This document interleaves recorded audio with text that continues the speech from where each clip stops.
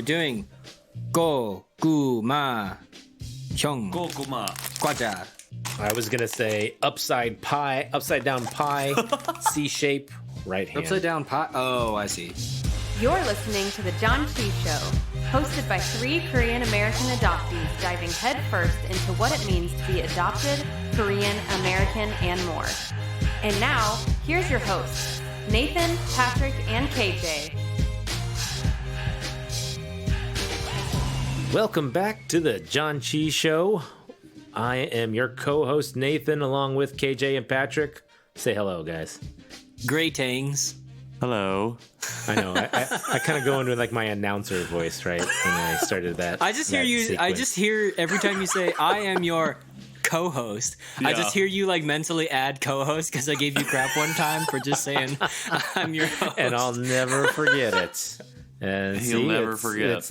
I learn, and that's what you need. Yeah, you're but well we trained. are the Janchi Show. It's all about learnings here, right? We are learning what the word Janchi means, right? Patrick, That's true. What does it mean?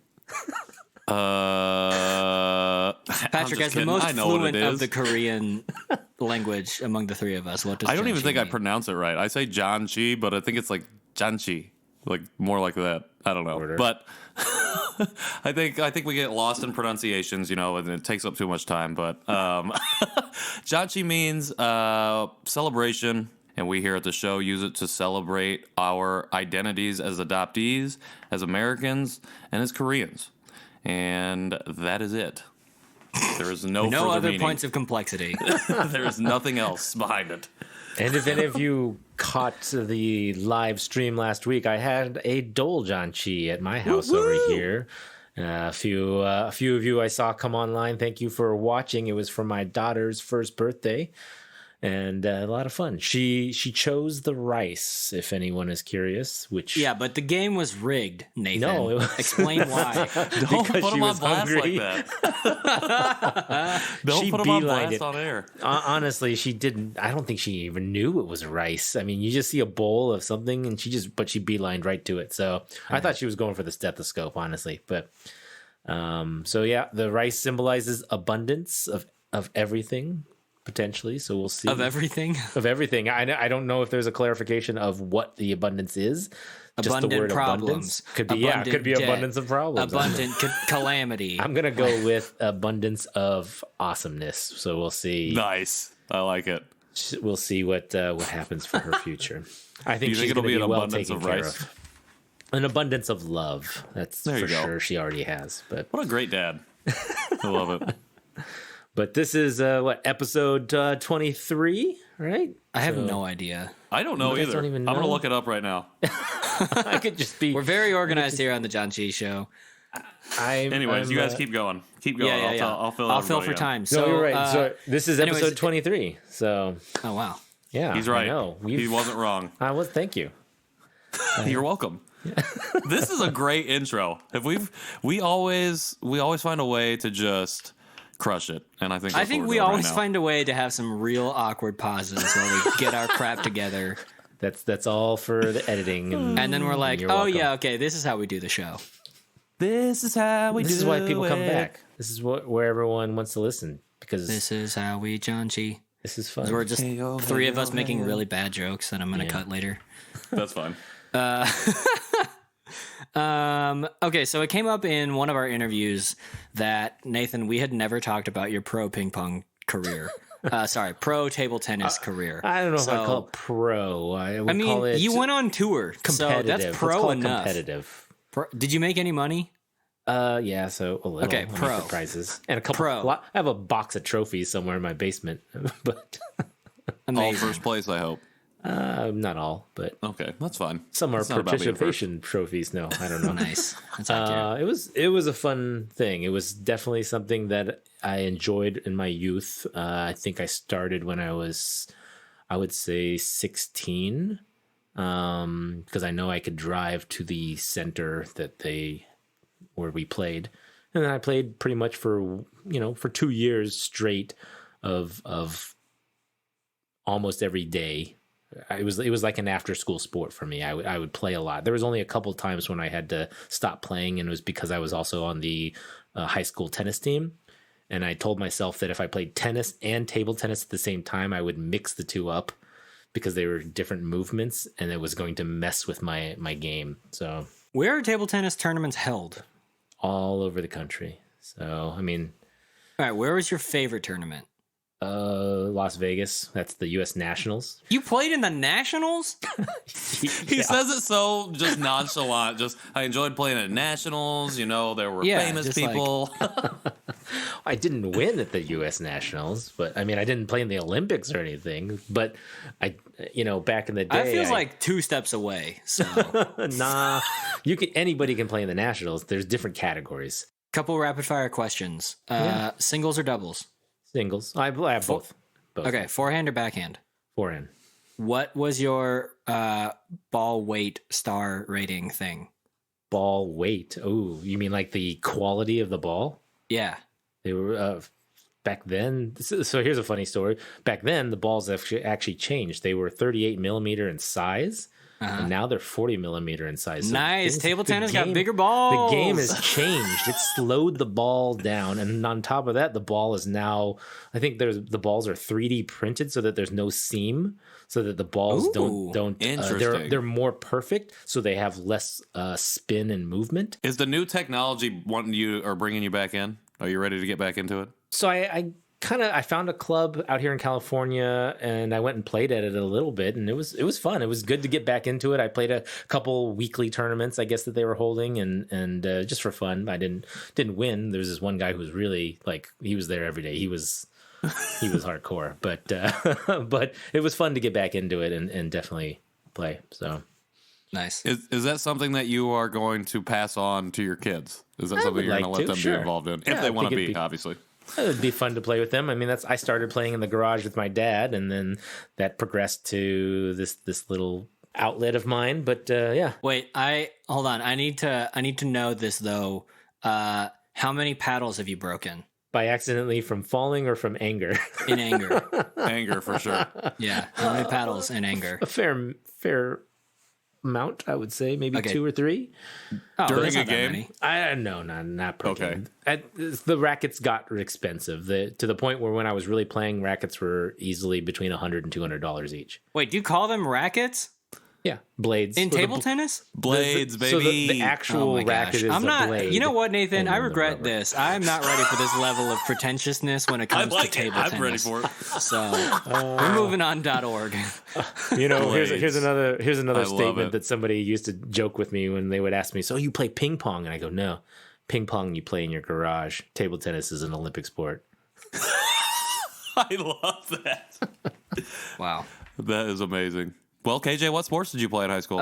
In high school, I was on the varsity football team, which is not a flex because because I went to a small Christian school, and my freshman year was our first year ever to have a football team. So they just said, anyone who wants to come out, you can play. I don't think there were any cuts, and I was like, perfect. Made it. So yeah, and then I played baseball in high school because I needed a PE credit. I was literally just there for a credit, and there's not that much physical effort in baseball. So I was like, only if you're not trying. Sports are so Texas of you. Thank you. What? I don't think of baseball as that Texan, but all right. It's America's sport. America's it is pastime. America's. I'd It's say if America's there's pastime. two sports that I would think America's Texans sport. would play would be football and baseball. So I would think it was like football and football. A lot of It's football. like there's high school football and college ball. True, That's true. pretty much it. Well, I was in Oklahoma. Football, the Sooners and stuff are pretty big. We didn't actually You have guys any at the professional rivalry. sports. Dude. Red Wait, River are you a rivalry. Sooners fan? No, I'm not a football fan. Oh, okay. But all right. I'm not even going to ask because depending on your answer, we might have to end the show. So, Patrick, what about you? Oh, that's funny. Yeah, I played sports all growing up. Basketball was my favorite. I played that. You like the way starting they in dribble up and down the court? Yep. And you're also taller than keep us. it I so can't. fresh on the I don't get microphone. how you know all those the whole song. You just, Dude, it's I so love much. that movie. I love it. I don't know. I mean, it's an adoption movie, so let's talk about that for a sec. That didn't even put that together until right now. That's an adoption movie, but yeah, also that song. I was like, yeah, this is a rap song. It's clean-ish. That's hilarious. Yeah, but I played basketball, and then in high school I played basketball. I ran track, and I played football. I really, really enjoyed playing football. What position? Thought I was going to go to college and play. Wow. I was a receiver, but my sophomore year I started to play a little bit more safety. I went from being a defensive end to a linebacker to playing safety, and I really liked playing safety. And then it wasn't until I was a senior that we introduced cover 2 stuff and things like that. Nathan, that's you guys could have been speaking a whole other language there for the last 5 minutes. Sorry, none of that makes sense. Everyone feel so much of this alienating people. And be I was like, wait, are we talking about math? There's 4, and the 3, music, 2, actually. and the 4. Anyways, yeah, that's 4, I was always into sports, but I was always what really sucked, and I don't know if you guys got this when you were playing basketball, but I was playing basketball right around the time that Yao Ming came into the league, and so I was Yao Ming until I was a senior in high school. It sucked. I hated it. I acted like I didn't hate it, but I 100% hated it. But I really, really liked playing basketball. I did play center, but I prided myself in being able to, I developed into being a guard, and I could do that kind of. Wasn't great by any means, but I really enjoyed playing those things, playing those sports. And then, yeah, I enjoyed running track too. I just enjoyed everything, I guess. Isn't that funny how you were associated with Yao Ming because you're Asian? And when I played tennis, I was associated with Michael Chang because that was my era. Okay. For tennis. And so, yeah, I would always pretend to be Michael Chang, and my other friend would be Andre Agassi because they always had a big rivalry. Okay.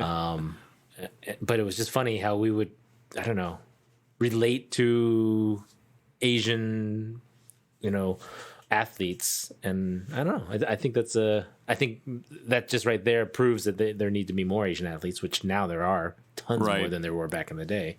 Well, just to clarify quickly, I was not relating myself to Yao Ming. I was being related to Yao Ming by white people. They were calling you Yao Ming. Yes, and I got why they would do that, but I'm going to be honest, did not like it. Did not enjoy it one bit. But I had to own it. I think that's the really terrible thing that we have to go through. Not just adoptees, but Koreans that grow up in predominantly white communities.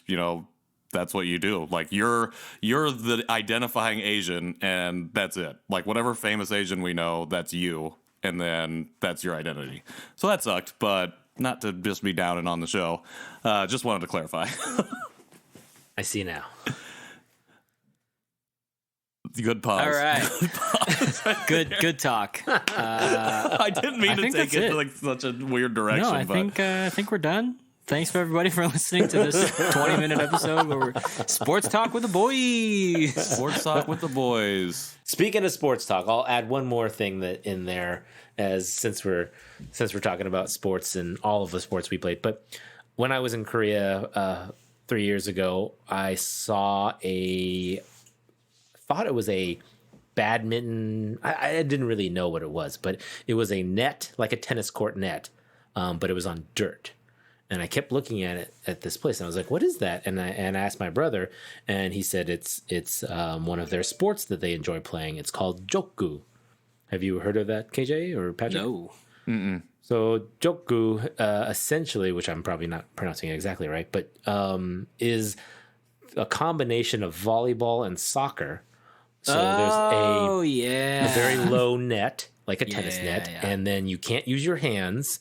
So everything is played volleyball style in a way, but with your feet, your head, your body, your shins, your knees, and then you pass essentially to another player, and you only have 3 hits like in volleyball, and then you have to get it over, and that's it. But it was invented, I guess, by the Korean Air Force for back in the day for athletic training, and it's become widely popular in Korea. They call it the Korean football, essentially. But go watch some videos of it if you want. Jokgu. Yeah, jokgu. Jokgu. That looks amazing. I love volleyball, easily my favorite sport to play. And then I also really like soccer to play and to watch. So that's a perfect combo for me. It's a really neat sport to watch. And it was fun playing. I played it with my brother, which was kind of neat.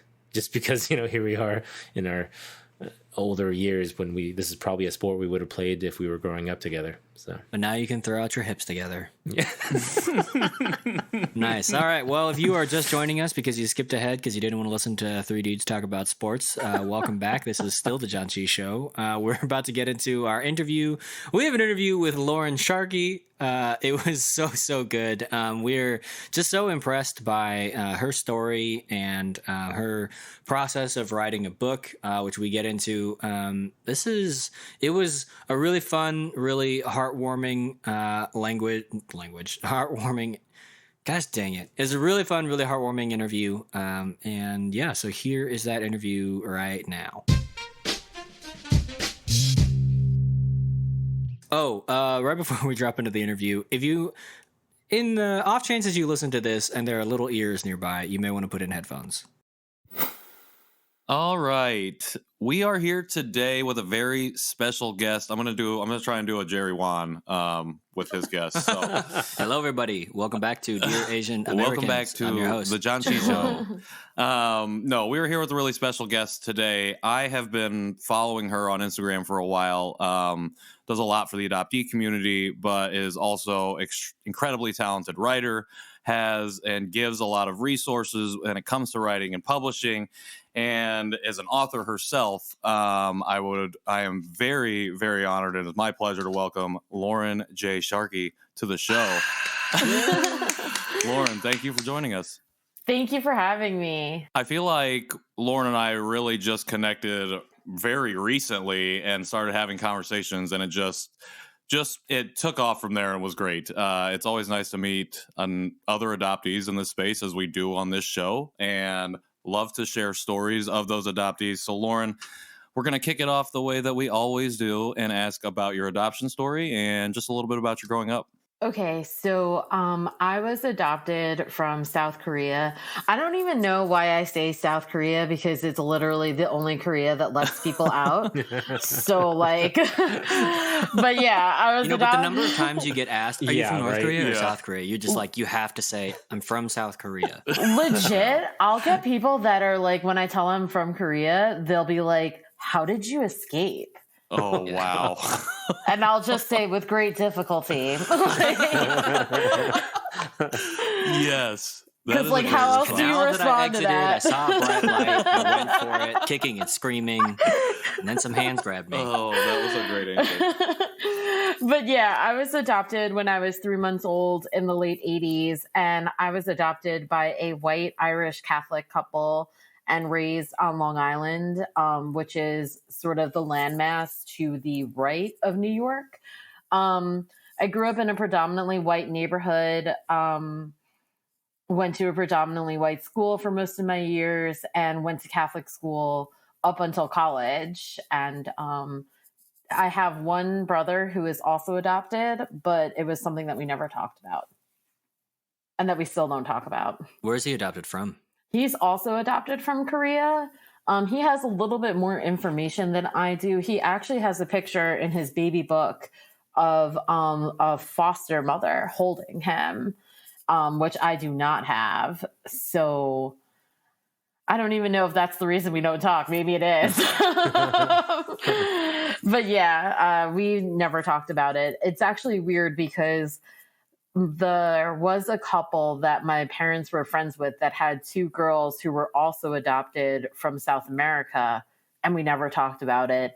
And the boy down the block from me was a domestic adoptee, and we also never talked about it. So I actually grew up with a lot of adoptees around me, but none of us ever really talked about the fact that we were adopted. Were those your friends growing up because you were kind of in the smaller town, or what was that like just growing up, obviously in a predominantly white neighborhood? I think it's because my parents had a friend group that was all on the PTA, and their girls just happened to be adopted. But I think there was a subconscious sort of survival instinct to not draw attention to the fact that we were adopted. that if we somehow talked about it or voiced it, that we would somehow draw attention to ourselves in a negative way. Okay. Yeah. So outside of not talking about adoption, and then growing up in the predominantly white community, for a lot of adoptees, some people do have parents that connect them with their culture or go out of their way or try to promote and facilitate those things. What was that experience like for you? Did you have any connection with Korean culture at all growing up, even though it wasn't that predominantly white community? No, there were really no racial mirrors anywhere where I grew up. And not to jump in and be like, oh, just to defend my parents, but I don't think that was something they knew that they had to do or that they should do. I think the adoption agency was so... I actually found out I was adopted on my first day of kindergarten when another classmate saw my mom bring me to class and asked who the woman was. And I was like, that's my mom. And she was like, well, how come you guys don't look alike? And that was the first time I noticed that there was something different about the way me and my mother looked.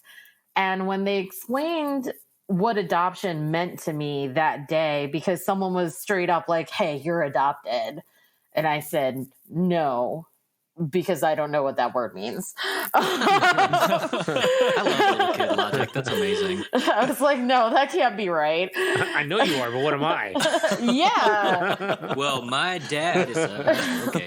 What? And that was, you said first grade or kindergarten? Kindergarten, yeah. And then in later years, my parents, when I asked them about it, they were like, well, the adoption agency told us not to tell you, that you would just like figure it out. And it's like, in what fucking world would I figure that out? This is like the Da Vinci Code over here. Like, I mean, I was like, how would I get that? How would I know that? And, it's really strange how deep the narrative goes, the dominant adoption narrative goes to ensure that adoptive parents really hammer home this idea of like one of us. Right. My parents would always say that, especially when I brought up issues about race. They'd be like, well, you're American. You're one of us. Of course you speak English. You're one of us. And it's like, but I'm not one of you. Mm-hmm. Yeah. Well, I think that, it just has to do a lot with like these identities that we all carry, those three separate identities, and how we don't really fit into one, which now puts us in our own category. And yeah, you're absolutely right, Lauren. A lot of it goes back to that assimilationist mindset that a lot of adoptees were burdened with coming over as infants who needed saving per se, just to fit in, and that was a way to ease the pain, was to make it easier and to make it so they would be happy and would fit the mold that was being shown more widely across America at that time. So, I think that's really interesting that to have that experience so young and to then start to be aware of like, I am adopted and so, was that something that after that experience, which you recall obviously very vividly, what was the next step after that? Like, when did you come back to that? Or, was that after high school maybe? Or what was that like? So when my parents explained it to me as a child, they explained it to me in a very formulaic way, very mathematical way. Like, we wanted to have a baby. We could not have a baby. Therefore, you're here. And I think as a child, that's probably the easiest way they could have explained it because it doesn't leave a lot of room for interpretation. But growing up, knowing that in the back of my mind, I was like, okay, so it was sort of like when you go to the diner and you ask for hash browns and you get fries and you're like, good enough. Like, that's sort of how I felt like. And it's like, you didn't choose me. I was just the next available kid on the conveyor belt. So it really could have been anyone. But also, it's sort of like do these jeans make me look fat? You're kind of sitting there like, would you have still adopted me had you been able to have children naturally? And the answer is no, but no one wants to say it. And so that one interaction, I feel like it informed the way I saw myself and my value for the rest of my life. Not to go all Westworld, but it was sort of like the cornerstone of my identity. And then I realized that I wasn't just no one's choice. I was the backup plan. I was sort of like the girl you go home with when all the 10s have left the bar, you know? And I thought that I really desperately needed to prove to myself that I was worth having, that I was worth being around. And that caused me to go down a path of being with some very bad and emotionally unavailable men. So I don't know if you want to necessarily share on those experiences, but obviously, you know, those traumas do inform the ways that we move forward in our lives that can cause decisions that one could say were bad. You know, I definitely have had and made my fair share of decisions that I would consider bad throughout my life. Not that I had ever thought of them being informed by this trauma, but, you know, when I look back on it, it's like, okay, I could definitely probably correlate this to that. Talk to us a little bit about getting out of high school and starting that journey after that. Maybe this is coinciding with those bad relationships, but what was your journey like at that point where you're taking your first steps out of your parents' home and then exploring a wider world? So high school was really rough, not just because I was the only Asian person in an all-girls white Catholic high school, but because my mother and I were just like at each other constantly. I was always angry with her. So when it came time for college, I was like, I'm getting the fuck out of here. I'm getting as far as humanly possible from you. And I wound up going to college out of state in Pennsylvania and just like cutting off all contact with her.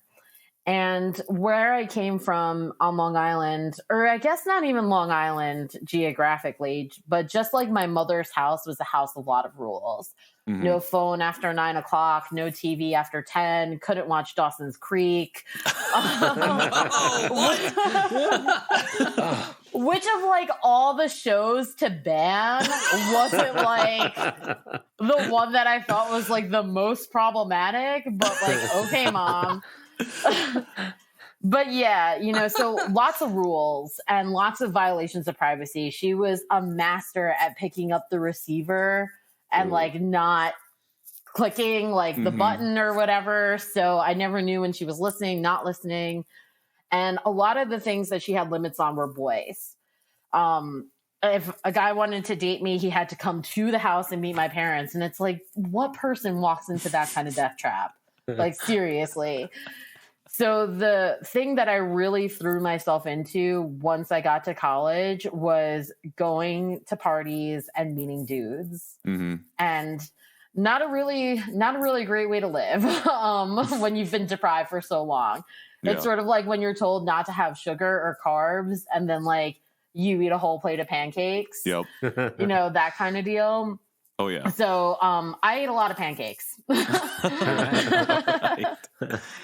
Yeah. And I think there's a certain kind of person that attracts people who don't think very much of themselves.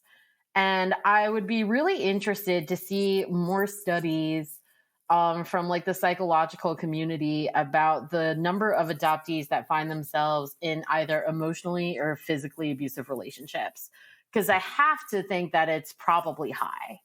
And I think like my self-esteem was so very low from not just from my mother or the dominant adoption narrative, but just the fact that like no one had ever made it clear to me that I was a choice they made. It was sort of like a choice that they were stuck with, not one that they consciously wanted to have to make.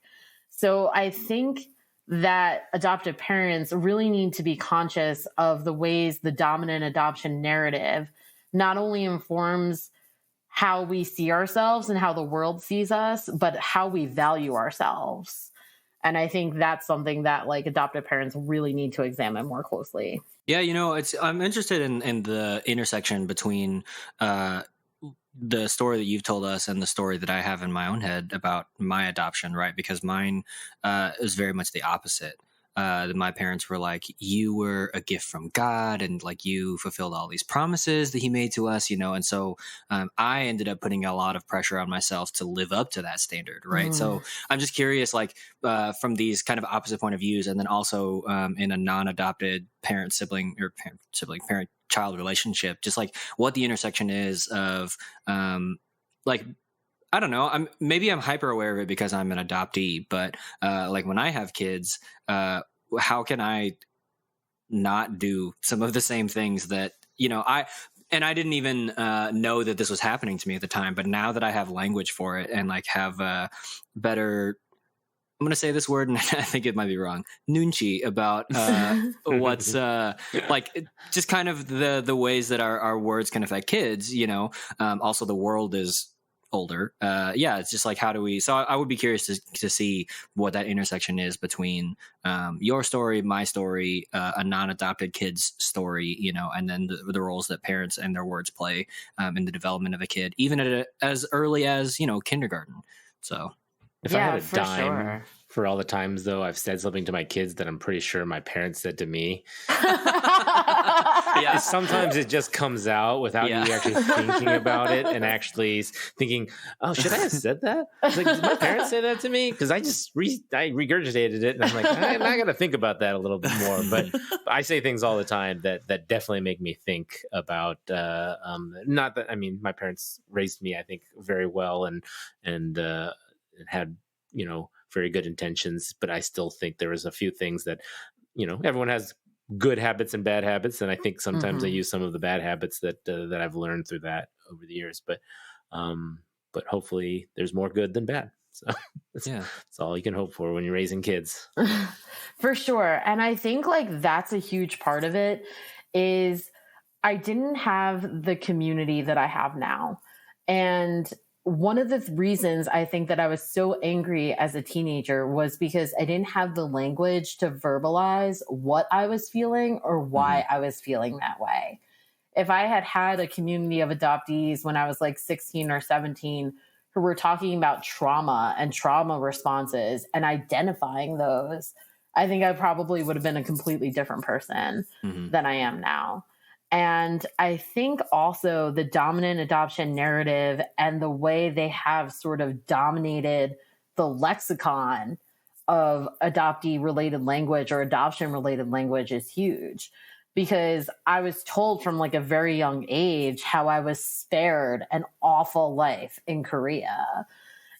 How awful my life would have been had I stayed there, would have ended up in like a warehouse assembling iPhones or like a rice paddy, if they even have rice paddies in Korea, because I don't fucking know anything about Korea.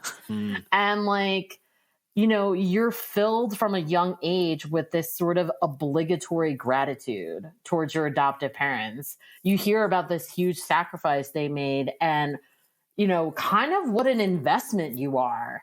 And then you're like, okay, so I can't fail at anything. I can't be sad about being adopted. I can't be angry about being adopted because they've invested so much.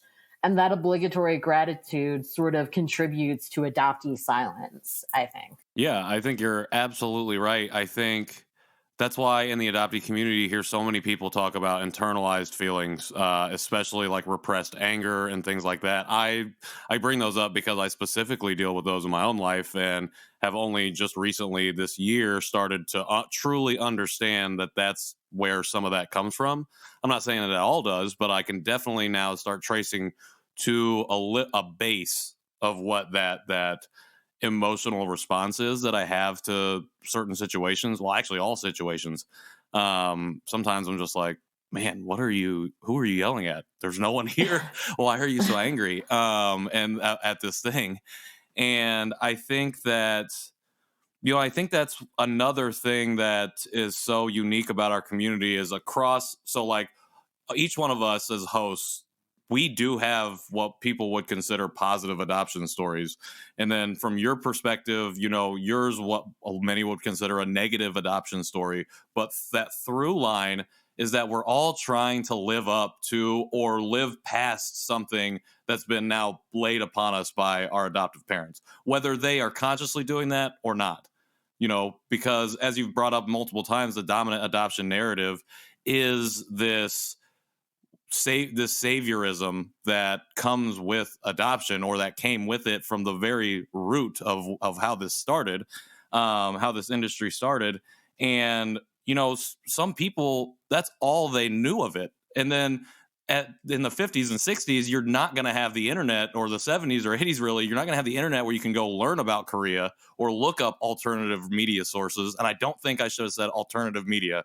I think that sound is not good now. I think that's a bad choice of words. But you just diversifying your source of information, you know, and so, yeah, it's just, I think it's so tough. And I think that's what's so interesting and so unique about our community, is that no matter our stories, even all of our unique stories, and they all matter, but no matter what they are, you know, that's what binds us together as a community, is these commonalities, whether it be good or bad, that no other community can really articulate or can fully empathize with, if that makes sense. For sure. And like, even looking back on it now, I would say that I did have a positive adoption story. You know, my parents, I never went hungry. I went to school, you know, I got presents on Christmas, but I think where the industry falls short is that they're so focused on the transaction. And then once that transaction is completed, it's like, okay, here you go. Bye. No returns, right. You know, that sort of deal. And I think if the industry were more focused on admitting that their industry profits off the devastation and separation of families, and then B, you know, supporting the adoptees, the birth mothers, the adoptive parents going through that and like healing from that, then we would have such different lives. And you also wonder what narrative our parents were told, as you were saying. You know, they believe certain things that they get from these adoption agencies on how they should relay information to the kids. And you never know who's relaying that information. I'm sure there's agencies that are different in the way they portray their message, saying, oh, you should tell your kids that they're lucky, or that, you know, that they are, that they would have died if they had stayed in Korea. And maybe there's adoption agencies that have completely opposite. Like, I'm surprised that you're saying that your adoption agency told your parents just not to mention adoption at all until you brought it up. That still surprises me. That's surprising me too. But you know, I guess it comes down to the specific adoption agencies and how they portray that message to our parents, because I think our parents are just, I mean, they're not professionals in adoption. They're not, you know, they didn't have Facebook support groups. They didn't have like a way of really knowing what other people were going through. And so I think they just took the information from adoption agencies to heart and followed what they said. And, you know, it's to a point, I think it's not their fault. It would be great if they had more accurate information. And like you're saying, it would be really great if these adoption agencies could maybe change their structure a little bit to be more supportive, giving a little bit of a fuller picture of the different types of interactions they may have with their kids. Yeah, my adoption agency, I think they're super shady. They're called New Beginnings, which I hate. Like, that just, the whole name of their agency is just like such a major eye roll. And I remember going there to get my records, because when I requested them, you had to pick them up in person, which if you moved out of state, I don't know how you do that, but whatever. And I went there, and when I went to the office, there's this picture of a white couple holding a child that looks to me of like Middle Eastern descent. And there's a big like pink writing, and it's like, interested in adopting from the Middle East? Ask us how. And I'm just like, Dude, I mean, yeah, like you just slap a discount on there too. I know, right? Janchi like 5% off if you call us now. Buy one, get one. Like, I mean, and you know what? It's weird because I always get random questions about adoption and what it's like to be adopted. But I remember like being kind of on the young side. I can't even pinpoint an age. And my friend saying, do you ever wonder if your parents are going to send you back to Korea? And I was just like, no, but now I am. Not now I am. What the heck, guy? Do tonight. Thanks, friend. Possible? I was like, shit, my mom returns shoes all the time. Like, what's, like, do I have a receipt? Like, is my adoption papers my receipt? Like, is that something that can happen? And unfortunately, it is something that does happen. Yeah. So I think having that support in place saves a lot of emotional labor and emotional suffering on everyone's part. And the industry definitely needs to do more by the people that they claim to have such an interest in. Yeah, I mean, got to move away from commodification and have to move towards, I mean, humanitarian. I don't know if that's the right word, but I mean, I feel like it's pretty apt in terms of what, you know, if I am to say I'm an adoptee advocate, and I think I am, I'm also an advocate for reform in adoption. And I think I'm still learning what that specifically is, but there are a lot of resources out there. And I think it starts with just coming out of the fog that we've talked about on the show before, and we've talked about outside of the show. And it starts with understanding yourself and your own place in adoption, or in the adoptee narrative or the adoption narrative, where you're at with that and when you want to start moving forward. Because some people, unfortunately, are never going to have that chance or realize that they can take that step.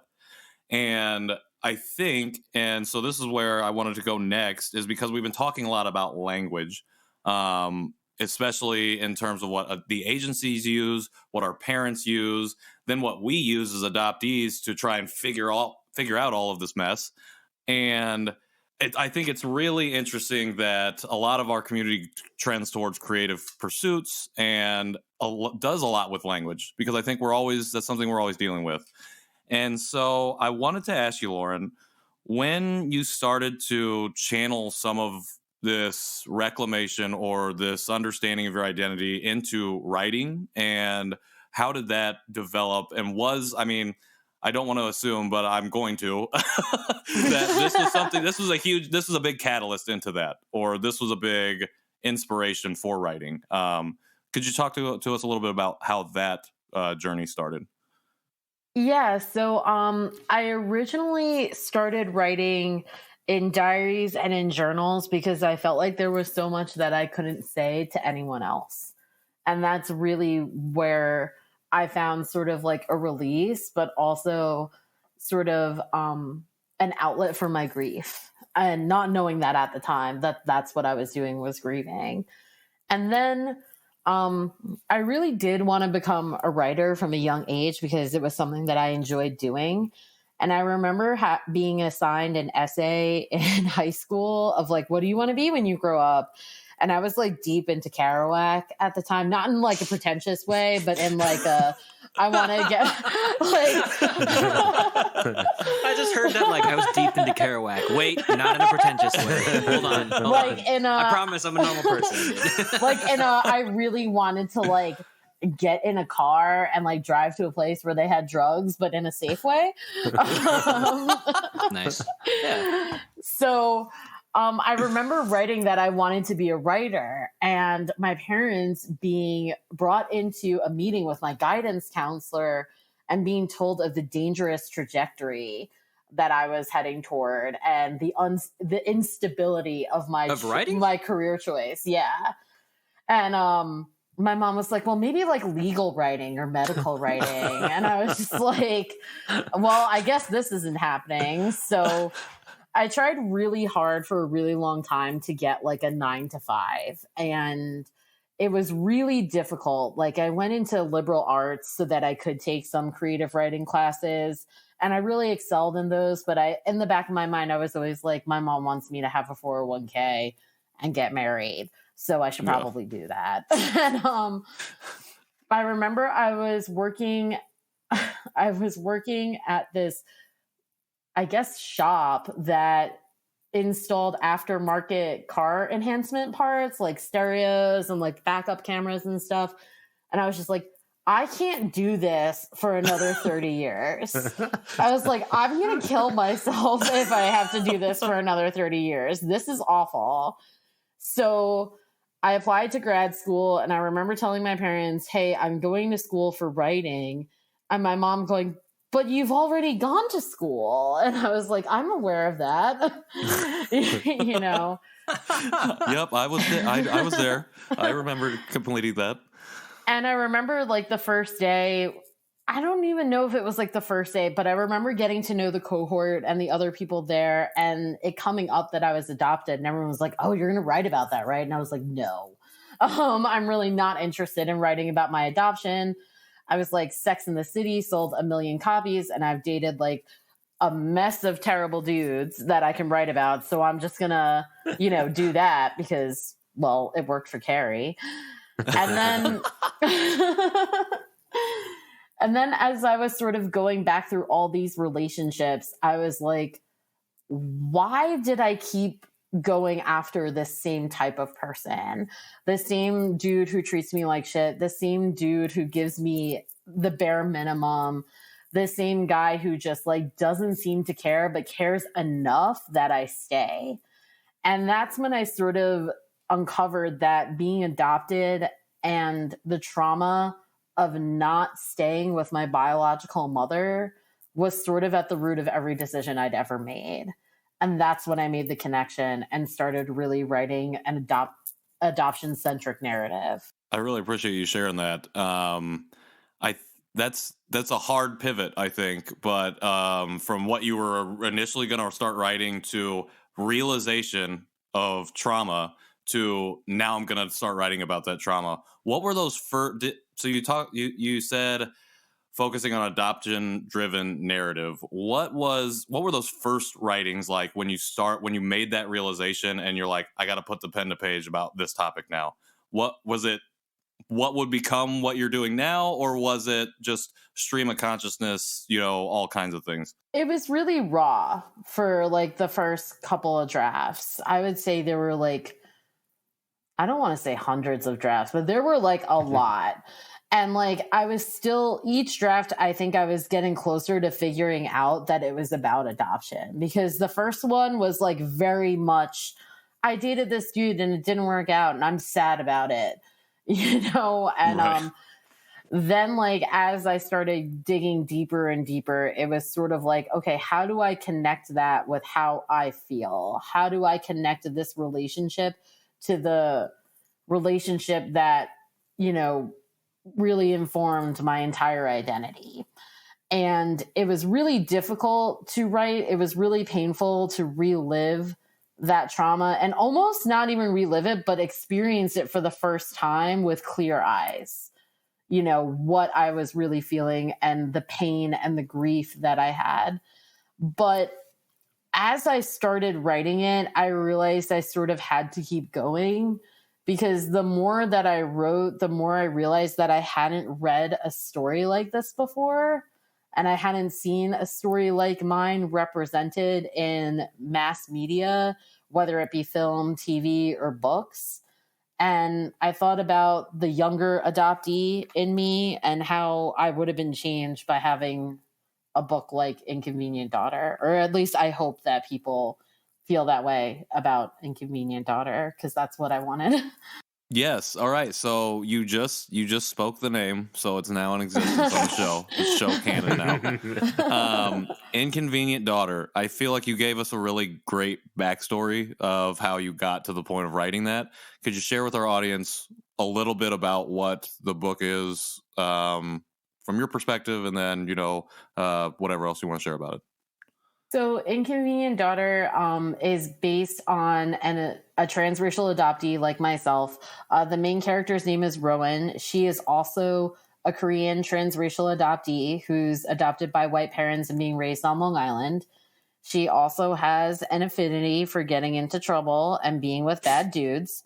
And she is really trying to discover herself and what it means to belong, you know, not just in the greater sense of like a community, but what it means to belong to a family, what it means to belong to herself in terms of what she owes herself and what she should love about herself.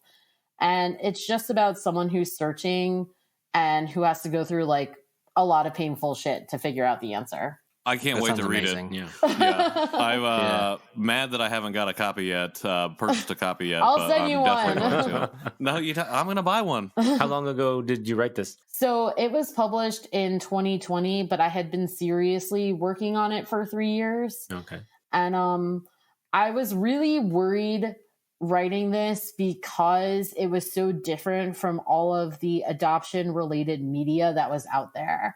So when I think about adoption related media, I always think of like reunion videos on Facebook of like, you know, people crying after being reunited, you know, for a long time, like adoptees meeting their biological parents, and, you know, the music swells and everyone's crying and stuff. Or I think about movies like The Blind Side, you know, where, you know, Sandra Bullock is saying, oh, you know, she loves her son so much and she doesn't see that he's different. And, you know, I didn't really see like an adoption narrative about an adoptee being hurt, of being sad, of being in mourning and being angry at this supposedly wonderful thing that was supposed to have happened to them that didn't deliver. And that's really what I wanted to show. I wanted to show like another side because I think that side is really important. I'm also so excited, and this may just be my own ignorance, but I'm so excited that it's a work of fiction. Because like as a fellow content creator, gross, I can't believe I said that. Not in a pretentious way. Not in a pretentious way. And it's on record. You just said it. I mean, I'll probably cut it out. It's fine. He has the power. He's the editor. Yeah. I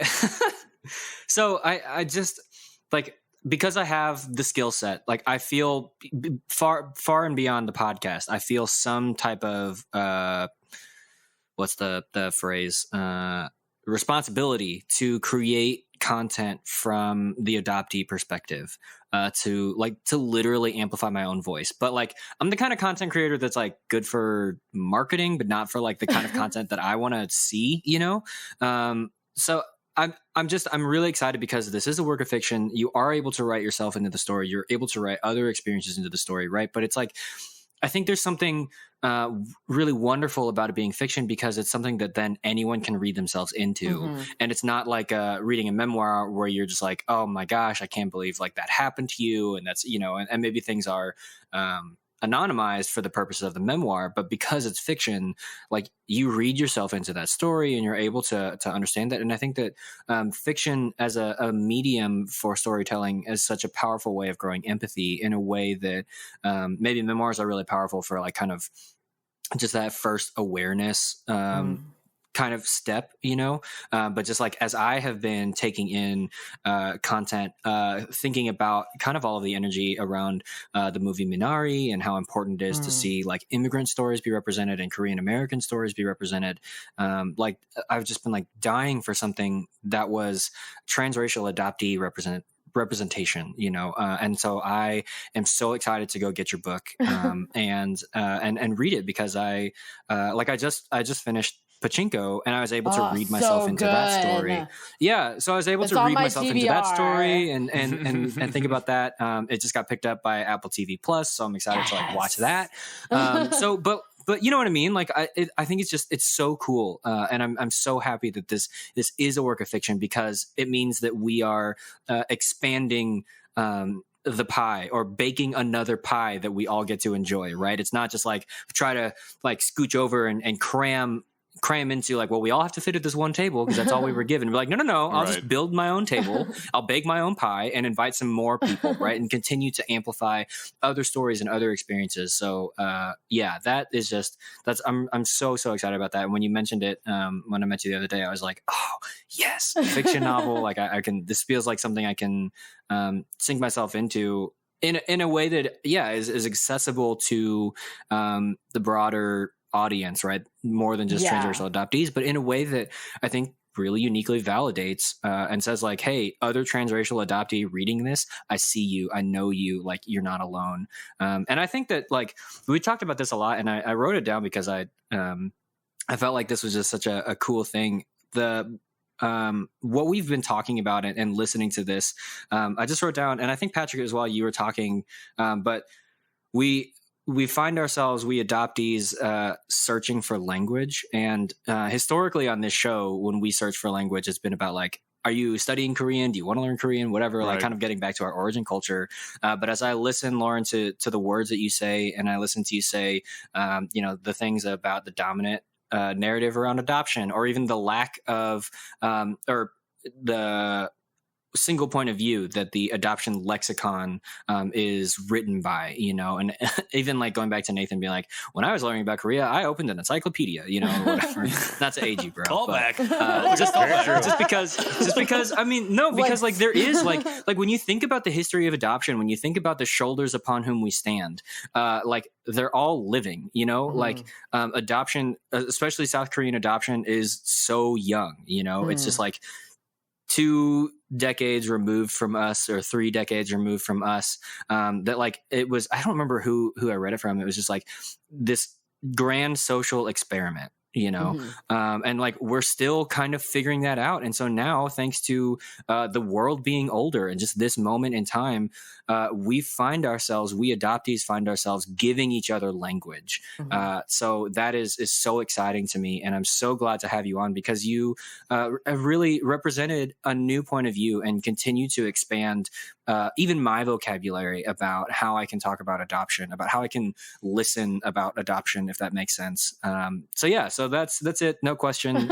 But this is fantastic. No, it's good to hear your story, because we do, like you said, we have a lot of stories about, where everyone came from, the biological searches, the, what they're learning. A lot of it isn't about what you've spoken about. What about your feelings and, your upbringing? And it's a lot about that, it's really an interesting story, I'm sure, to read. And thank you for coming on with all this. Thank you for having me. Yeah, one question, and since it has come out, I assume this has happened, but have you been getting letters and emails from people who have connected to your story with similar, thoughts and situations?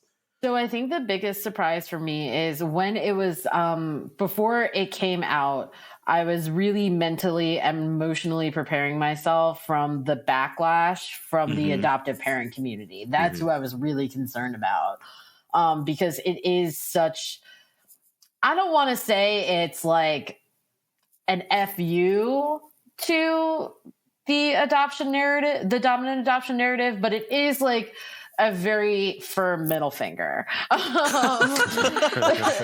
I'll say.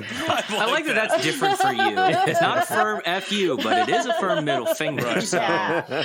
I like it. So every now and then I will get like angry emails from adoptive parents that are like, this is not true. To which I have to say, like, of course it's not. It's fiction. Rowan is not a real person. I also get a lot of, like, not my adoptee. My adoptee doesn't feel this way, that kind of thing. But what's really made the experience great has been the direct messages on Instagram, the tweets, and just, like, the emails from adoptees saying thank you, saying, I feel seen. Finally, or saying, I didn't know why I felt this way, and now I do, and I can talk about it. I had one adoptee write to me saying that she made her mother read it with her, and that they had a really healing, or a first step towards healing conversation that they weren't able to have. And that's really what it's been for me too, because when the when the copies came out, the review copies, the advanced reader copies came out, the first copy I gave was to my mother to read it. And it was probably like the hardest 24 hours of my life. Waiting for a response. Yeah, because we did have such an arduous relationship growing up, and we have come so far in our relationship, and I was really scared that this book was going to destroy it. I was really scared that she was going to take it as a judgment, because to a point I am judging her, but I'm also judging all adoptive parents. But in the book, I'm also judging myself as an adoptee and trying to take ownership of the things I've done to sort of drive a wedge between my relationship with my mother and me. And a lot of people have said that the book is about Rowan finding love, but really it's actually about, for me, the love that Rowan is looking for is the love of her mom. And that's the thread that really drives the story, is the relationship between Rowan and her mother's name is Marie, I think, in the book. If you want to take that again and just say it firmly, and I'll just like splice that together. Yes, the real relationship that drives the narrative of the book is the relationship between Rowan and Marie, which is her mother. During the launch of my book, they were talking about a character, and it is based on a real person. And I was like, oh my God, I forgot what name I gave him. I don't remember. You only remember the real person. Yeah, I don't remember what the made up name was. And I was just like, oh my God, what's his name? Because it had been so long. But yeah, it's been really humbling to see so many adoptees sort of rally behind the book and feel represented and feel seen. And I really just hope that it inspires more people, more adoptees to tell their stories, because that's what we need. We need more adoptee stories in the world. And that's why I offer free writing and publishing workshops to help adoptees verbalize their story and make their stories into something that is either just for them, or that they can share with another person, or that they can put out into the world however they want to. Hell yeah. I think this goes without saying, but I think that something that just really stands out to me in that story and your decision to publish this book, and to put so much of your raw life story within the pages of Rowan's story, is the amount of bravery that it takes to be willing to put out a project like that when, as you just said, you know, you were worried that this was going to be the schism between you and your mother, your adoptive mother, that you would obviously come so far from after your childhood. And I think, honestly, it makes me emotional, because I want to be that brave when it comes to having discussions like that. You know, I think that step there is like, that bravery to release something like that is where I want to get to. Like, that's I'm getting emotional. That's the place I want to reach. I want to be able to be that brave. And I think I just want to thank you for taking that step, because not just for me, but for all adoptees, that's an example to look up to really solidify the fact that our voices and our stories do matter, and that it does take a lot of bravery, and it's hard. It's hard to have that conversation and to be willing to put yourself out there like that when it could literally overthrow your entire life. So thank you for that. And I'm weirdly emotional right now. No, I think it's because like I mean, again, it goes back to that idea of language, and this work of fiction is literally the gift of language to someone who, you know, maybe doesn't feel confident speaking, doesn't have the vocabulary to express themselves. Maybe they have a rocky relationship with their adoptive parents or whatever. And then they're like, you know, I read this, I feel seen. And it's a work of fiction, but I think it's a good, like, me and my mom or me and my dad need to start a book club. and we just read, there's only one book in this book club and we just need to talk about it, you know? Yeah. But because it like, and that's like the thing. And I think partially is just because I am coming off the back of reading Pachinko. And that was like, I told my wife, I was like, this book makes me want to be an English scholar. Like it reminds me of something I read in high school. That's a practice that I liked getting into. Right. And I'm just just reminded of the power of story and the way that it really begins to open some conversations in a powerful and a unique way, you know. So to have that is literally you giving words to maybe a family, a relationship where there previously were no words. And I just want to applaud you for giving that book to your mom, because I think that, you know, it's so easy because, you know, teenagers are teenagers, and like it's kind of that it's stereotypical for a reason, right? That like teenage years are just hard, right? Yeah. And to whatever degree they, you know, sometimes greater, sometimes lesser, but those years are hard for parents and kids. And so, you know, you come out the other side of that and you grow up, and then maybe, you know, if you have done the hard work of restoring that relationship, and Lauren, for you to push even further and say, you know, we've taken some steps forward, but this is something that really matters to me. This is something that there is a great gravity that I cannot get away from, and I need you to be with me. I need you to at least hear it, you know, even if this represents like a breaking point for a while, and it will take another 20 years until we have the next conversation.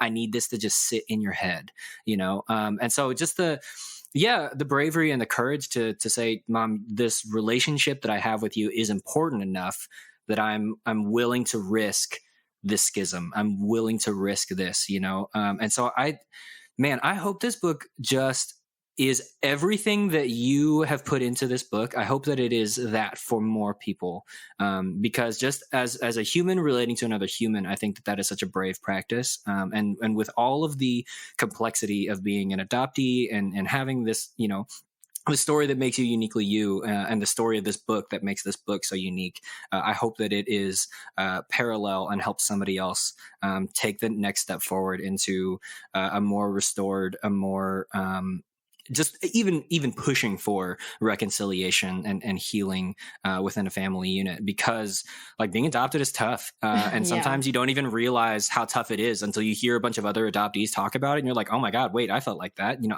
I did that. And then you're like, do I start to feel like this now? You know, and you just like, you wrestle with that. But the more content that we can put out and the more stories we can share, you're like, no, I'm not alone. I have this support system. And thank God for the internet, right? That we can actually have meaningful relationship. Like the four of us have never met in person, and yet we build meaningful relationships and can find support, you know, in that.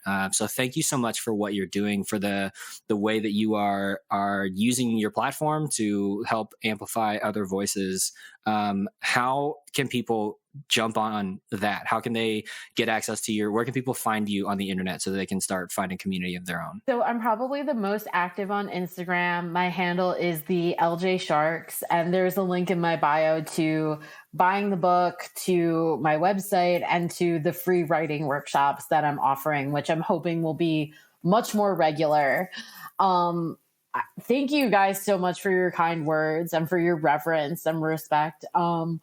When I wrote Inconvenient Daughter, I think when I started writing it, I was writing it for me. But by the time that it was being published, I think I was still writing it for me, but I was writing it for that young, angry, and grieving adoptee I was when I was younger, who didn't have the language to verbalize what they were going through, who didn't have a shoulder to lean on.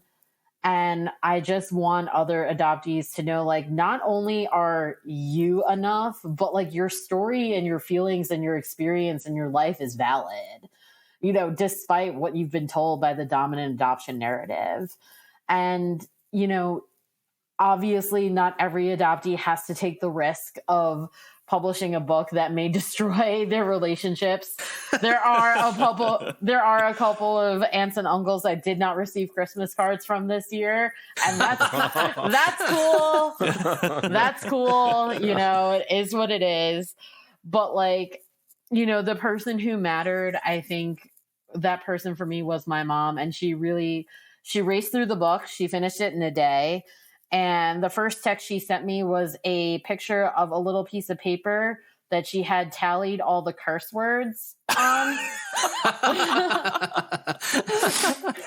And she had them all out. Shit, fuck, like all of them, and just like a tally.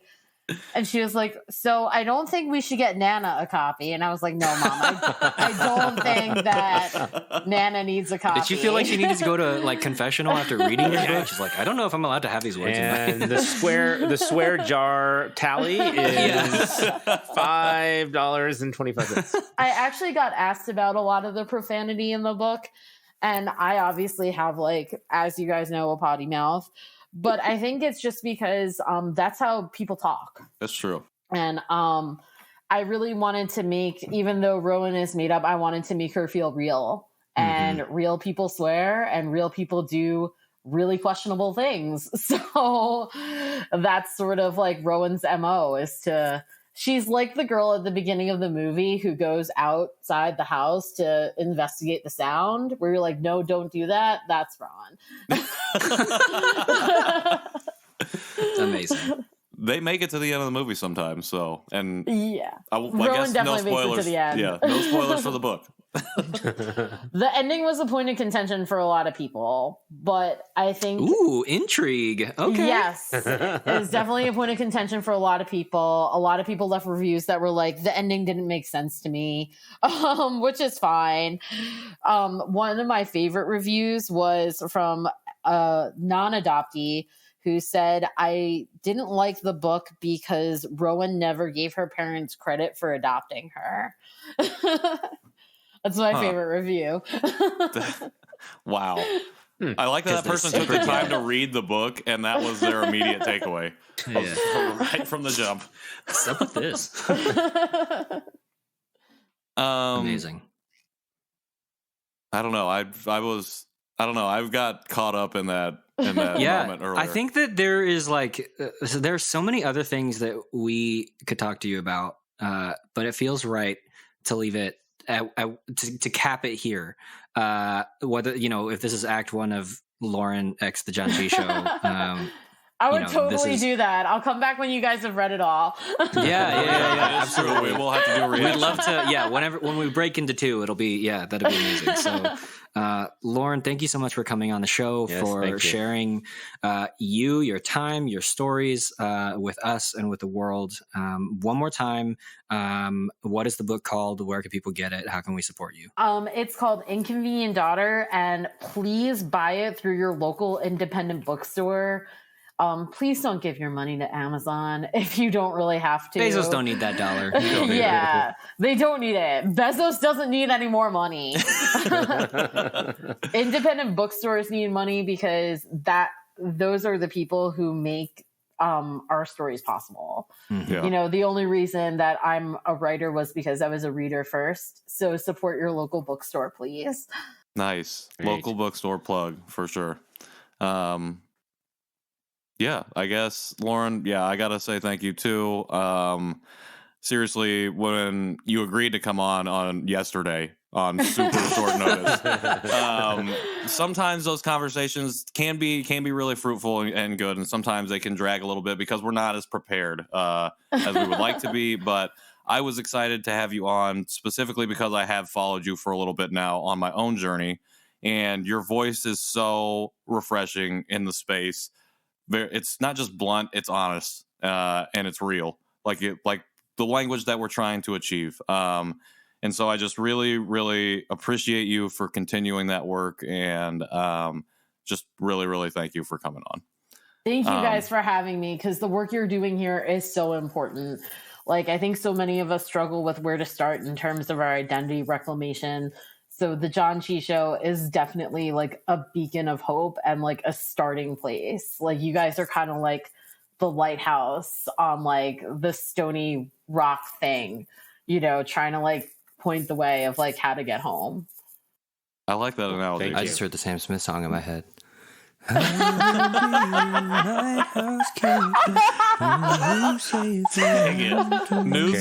New song and new logo. The Lighthouse. I was thinking of Aquaman. Yes. There you go. I like it. With Jason Momoa. All right. right. We're going to go to a quick break and we'll be back with, I think, a food thing. I'm not sure, but all right. We'll find out.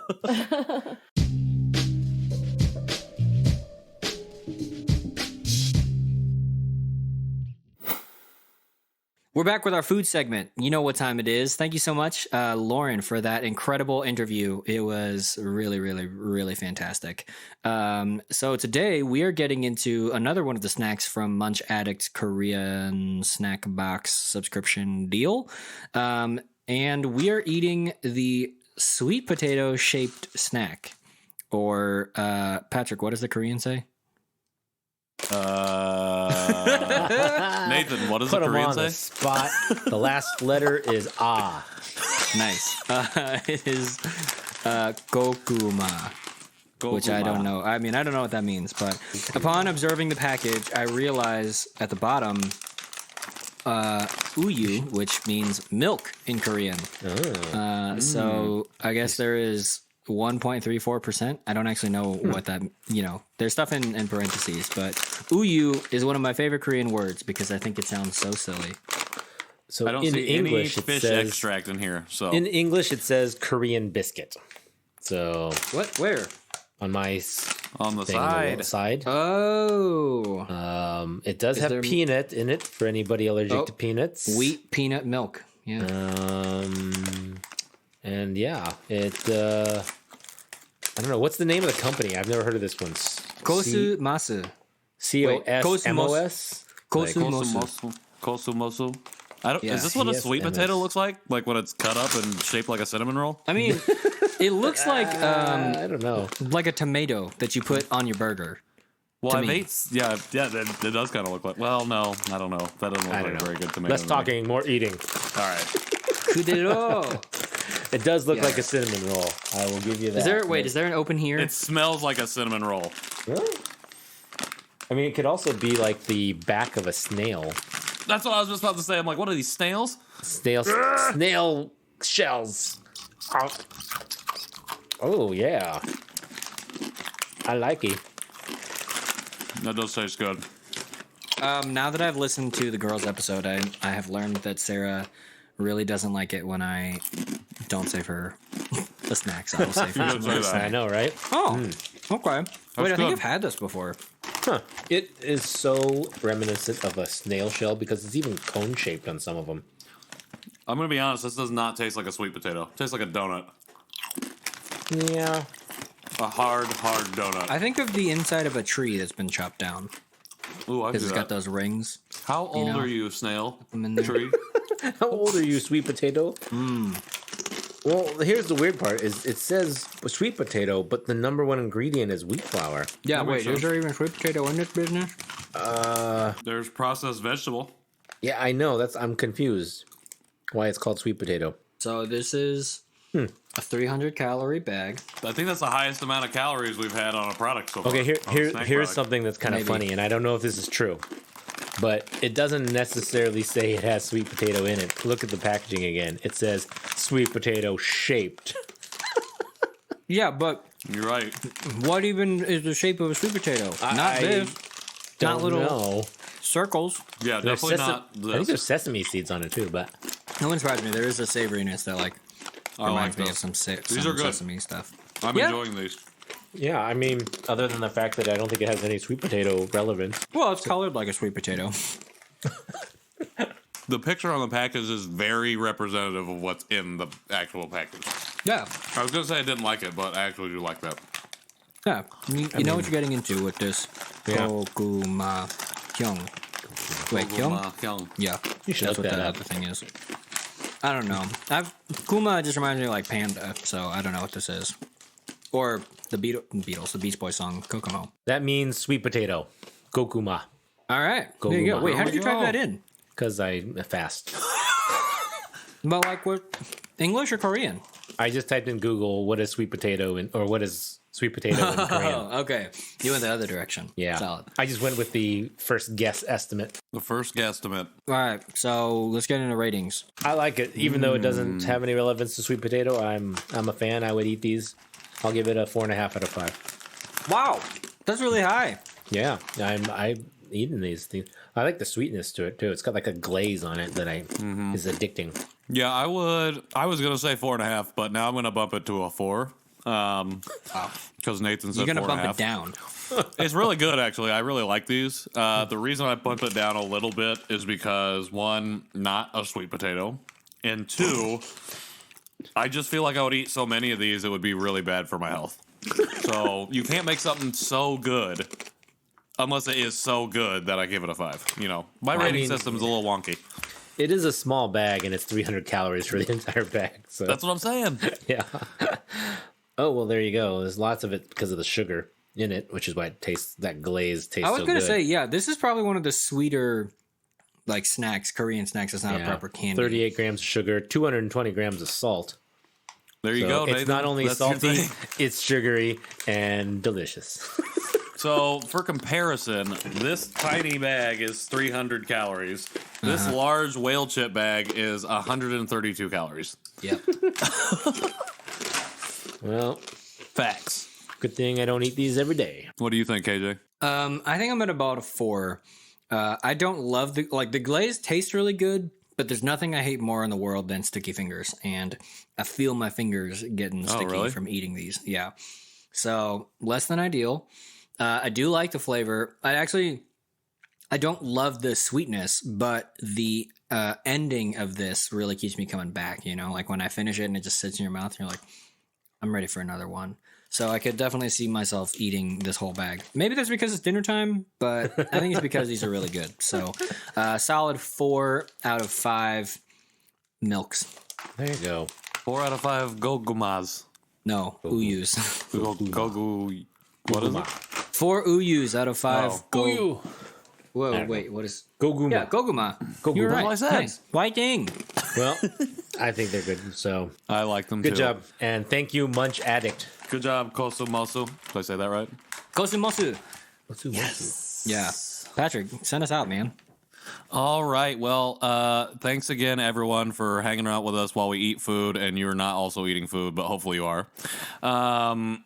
Make sure if you came to the YouTube channel for this, you go check out our podcast. Our interview with Lauren Sharkey, again, is really great. Just want to quickly plug her book, Inconvenient Daughter, out now. Make sure you go get a copy of that. You can catch us every Wednesday at anywhere you get your podcasts. We're talking release Apple, episodes. We're talking Google. We're talking Spotify. We're talking Quick Amazon. Trip. We're talking Audible Phillips now. 66. Tune in. Audible. Kmart. Walmart. Yeah. Wherever you get your podcast. Sam's Club. H Mart. Costco. I can name places. Lowe's. The lamp store. Whoa. Anyways, so make sure you check out our podcast. Make sure you go and follow us at Janchi Show on all the social media platforms. Make sure you join us at the Janchi Show After Party group on Facebook. Catch up with us on our regular lives. We usually are talking about food for some reason, but it's a good time over there. Lots of great content. You can catch me specifically at Patrick in the World on Instagram, at Patrick Isn't Real on SoundCloud, and at Patrick Armstrong everywhere else. And if you guys want to email us, feel free to email us at Janchi Show at Just Like Media.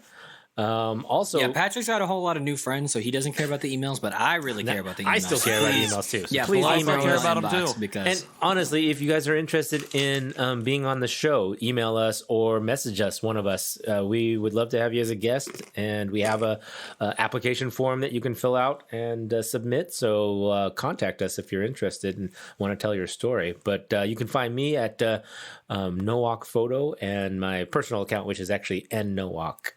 Ooh, plug in the personals. I'm opening it personal up. plug. Nice. All right. Well, you can find me at KJ Relke on all the places that I want to be found. Also, I'm going to plug our website, janchishow.com. There is some blogging that is happening, some things going on behind the scenes. Just quietly, we're just hanging out there, just putting some things out. So if you're like interested in maybe more of our stories, you want to like, you're tired of hearing us, but you still want to like hear from us, you can like go and read our written content, or like maybe you don't follow Patrick and he was like, well, I'll just put this on the blog. So yeah, that's what's up. I should have my first cover of a Korean song coming out soon. That will either be in our Facebook group or on our YouTube channel. It's really good. Somewhere. So pretty excited about that. I learned a lot, and I'm probably never going to do a Korean indie song again because it's real hard. But yeah, it was a lot of fun. So check that out. Thanks for hanging out with us, and we will see you next week. Till then, Janchi, hey yo! Bye. Hey yo!